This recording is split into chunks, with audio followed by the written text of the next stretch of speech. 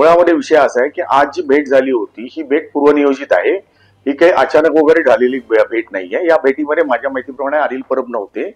परवाच्या दिवशी भेटीचं साधारण एक ठरलं आणि या भेटीमध्ये पहिल्या प्रथम दोन ठाकरे बंधूच बोलणार होते एकमेकांशी. याच्यामध्ये संजय राऊत किंवा अन्य कोणीही मनसेचे नेते मुख्य बैठकीमध्ये नव्हते. बऱ्यापैकी याच्यावर चर्चा झाली. त्याच्यामध्ये प्रामुख्याने जी बैठक चर्चा झाली ती महापालिका निवडणुकीच्या अनुषंगाने झाली असणार हे स्वाभाविक आहे, कारण आगामी आता निवडणुका आहेत त्या महानगरपालिकेच्या आहेत.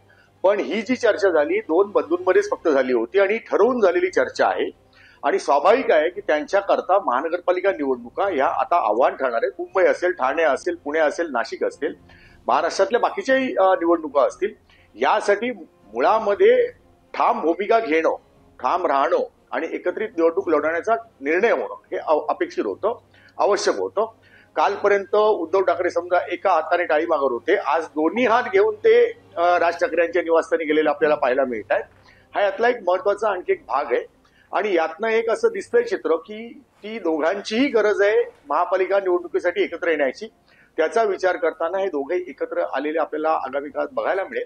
फक्त मुंबईचा किंवा मुंबई, ठाणे, पुणे महत्वाच्या ठिकाणाचा विचार केला तर जागा वाटप हा कळीचा मुद्दा असेल आणि त्या दृष्टीने त्यांना नीट नियोजन करावं लागेल.